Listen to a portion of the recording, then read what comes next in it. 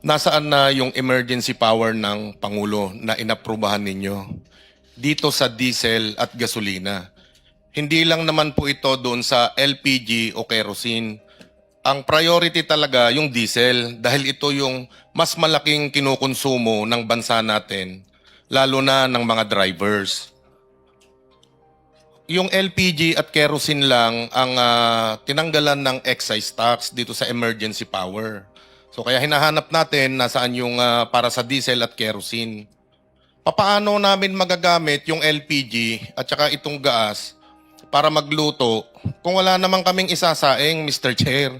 Wala kaming pambili ng bigas, wala kaming pambili ng ulam, wala kaming kita ngayong araw kasi nga hindi naman kami makabiyahe sa taas ng diesel. Yun po yung tinatanong natin na number 1 dito, Mr. Chair, na kasama pati yung value added tax na matanggal. Kasi nga, yung kita namin sa isang araw, kulang pang pambili ng 1 kilong bigas. Para makapagsaing, para magamit namin yung LPG, alam naman natin na kailangan din naman yung LPG na mabawasan o matanggalan ng excise tax. At sa laki ng kinita ng mga oil companies at ng gobyerno doon sa windfall profit nito, sa loob po ng 45 days, Mr. Chair, ang kinita po ng mga oil companies hindi bababa sa 130 billion pesos at 40 billion pesos po para sa gobyerno na nakolektang taxes nito. Sapat na yon para sana makompensate yung mga driver na nawalan ng trabaho o tumigil doon sa pagbibiyahe, lalo na po yung mga drivers natin. So yun po yung sinasabi natin, Mr. Chair. Nung pre-war era, bago yung prior doon sa giyera, meron pong kahapon narinig lang po namin to sa hearing sa Congress. DOE na rin po ang nagsabi. Sa Asia Pacific po, Mr. Chair, may nakapark na 43 billion barrels na 43 million barrels na crudo, equivalent to 2.5 billion liters ng crudo at gasolina. So ibig sabihin kung may nakapark po sa Asia Pacific, puno pa yung mga storage o mga stock facility ng ating mga oil companies. Kasi nandiyan lang siya eh. Sila na po ang umamin nito kahapon. Ibig sabihin po, sa Asia Pacific lang tayo kumukuha ng langis, Mr. Chair. Hindi po sa Hormuz, hindi po tayo dumadaan doon, hindi po sa Iran, hindi sa Middle East. Dito lang sa Asia Pacific. Pero po, araw-araw, hinuhurmus-hurmus tayo, hinuhokus-pokus nitong si Secretary Garin at ng Department of Energy. Yung windfall profit po na yan, tumaas pa, Mr. Chair. Yung pre-war era, ang kita po ng mga oil companies, nasa 1.5 billion per day. During po nung peak, nung height, nung pagtaas nito, umabot po ng 4.5 billion pesos. Ganun po kalaki. Kahit po may ayuda po na binibigay, pasalamat kami sa DOTR, sa DSWD, pero hindi po nakabalik sa biyahe yung mga miyembro namin. Kasi po kailangan mababa yung presyo, yung abot kaya namin at kikita kami. Tingnan nyo po, nakapagbigay ng 5,000 pesos. Bumalik po ba sa biyahe yung mga miyembro? Hindi po. Hindi pa rin kaya. Kailangan po talaga i-roll back. Yung replenishment cost na sinasabi po nila, Mr. Chair, puno pa eh. Pero siningil na tayo. Siningil na tayo ng mga oil companies. So, yung spot trading nila na dadating after a month, bayad na ng mamamayang Pilipino, especially yung mga motorista, yung mga drivers. So, dapat ngayon, 100% na dapat yung ini-roll back. Kasi dahil bayad na. Yung po sana yung makita natin, Mr. Chair, na computation po dito, na ang laki nung kinita, nakita na yung tubo, 130 billion Sa loob lamang ng 45 days. Kaya po kinumpute namin ito sa 45 days dahil pababa po yung presyo. Hindi na muna namin isinama. May bago po kaming pag-aaral doon, Mr. Chair. So yung 130 billion pesos po na ito, yung windfall profit, pagmamalabis ito, pananamantala ito ng mga oil companies na ganun din kinita po ng ating gobyerno doon sa windfall profit. Dahil nga po doon sa value added tax, kung mas mataas ang base price, mas mataas po yung value added tax na makukuha natin. So ibig sabihin po, Mr. Chair, ang gumawa ng krisis, yung mga oil companies at ang gobyerno. Hindi po ang Iran.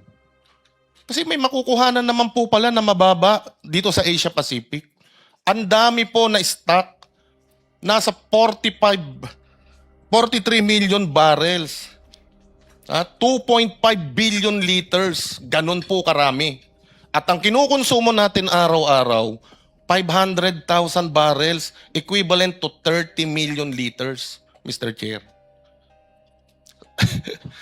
Gusto ko matanong, magtataas na naman next week. Ibig po ba sabihin nito, yung 3 beses na nag-rollback yung mga produktong petrolyo, nakabiyahe kami kahapon.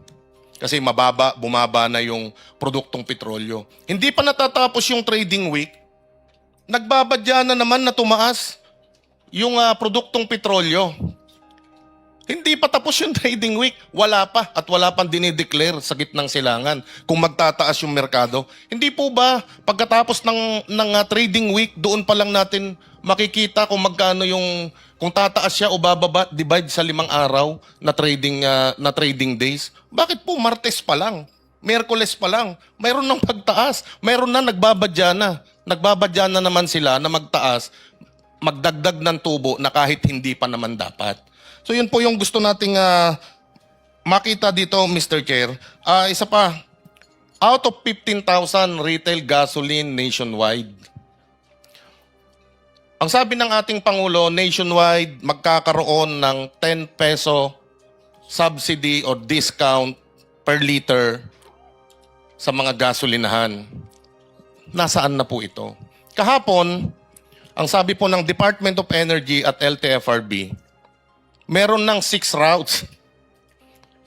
Sabihin na natin sa 6 routes, meron pong 50 na gasolinahan out of 15,000 gasoline station. Paano po ito mapapakinabangan kung ang 6 na ruta lang po ang pwede? Sa NCR alone, Mr. Chair, more than 700 routes ang meron ang jeepney. Tapos 6 routes. Isang buwan na po ito na ni-roll out ng gobyerno. Nasaan po yung pondo? Saan kami magpapagas na mura na may discount? Wala naman pong listahan eh. Meron po bang nakalagay? Meron po bang nakapaskil sa e-gov o kung saan mga link o website ng gobyerno? Saan kami po pwede? Kung 6 lang po na ruta ito, Mr. Chair, karamihan pa nito nasa Quezon City. Kung nandito tayo sa Pasay, doon pa ba tayo maggagas sa Quezon City para ma-avail natin yung 10 peso discount? Kailan ito madadagdagan, Mr. Chair? Tapos, ang sabi, nagtatakda na ngayon, nakakapagtakda na ngayon ng presyo, may limitasyon na, kumbaga may cap na kung hanggang saan lang yung maximum po na pwedeng itaas ng mga oil companies. Pwede naman pala, Mr. Chair. Uulitin ko dahil sinasabi nila dahil may oil deregulation law. Sa scope of power, doon sa Section 14-E, kung di po ako nagkakamali, ang sinasabi doon, during the time of crisis or emergency, pwedeng i-take over temporarily ng gobyerno yung mga oil companies para po mapigilan yung sobrang pagtaas ng presyo ng mga produktong petrolyo. At kung di din po ako nagkakamali, 2013, may ruling po ang Supreme Court na sinasabi niya, itong pag-take over ng gobyerno, nararapat yan kapag may panahon ng crisis at emergency. Bakit hindi po natin ito ginamit nung mga panahon na tumataas ng sobra ang mga produktong petrolyo?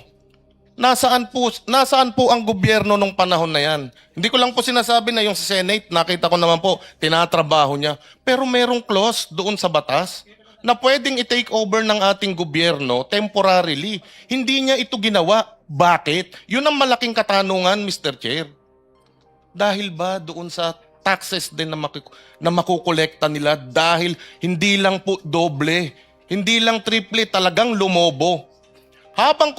Habang lumalaki ang kita ng gobyerno, habang lumalaki ang kita ng mga oil companies sa pagsasamantala, nagugutom yung mga driver. Wala pong maisaing.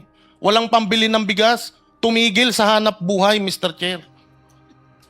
Papaano natin ngayon maibabalik yung 1-2 buwan na hindi po nakapasada yung aming sektor?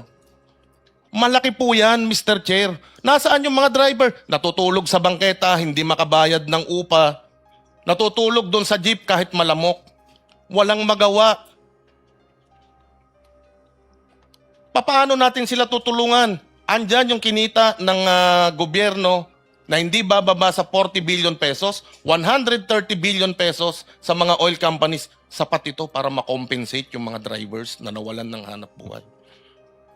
Itong oil deregulation law na dapat na matagal nang ma-repeal o ibasura, hindi naman din po natin ginagawa. Bakit? Karamihan po ng congressman, may-ari din ng gasolinahan. Kaya ang hirap, Mr. Chair. yung gagawa ng batas para matanggal to, may-ari ng gasolinahan. Paano nila gagawin to? Wala tayong mahihintay, wala tayong mapapala. Maghihintay, mamumuti ang mata ng mga drivers ng taong bayan. Nandiyan na naman, nakaabang yung mataas na bayarin sa electricity. Sa coal lang po ba umaasa ang taong bayan dito sa LNG, dito sa mga natural gases natin? Ang karamihan po na pinagkukuhanan ng source of energy ng kuryente ng mamamayang Pilipino, mga hydrothermal sa tubig. Mr. Chair, mga geothermal na hindi kinakailangan gamitan ng coal.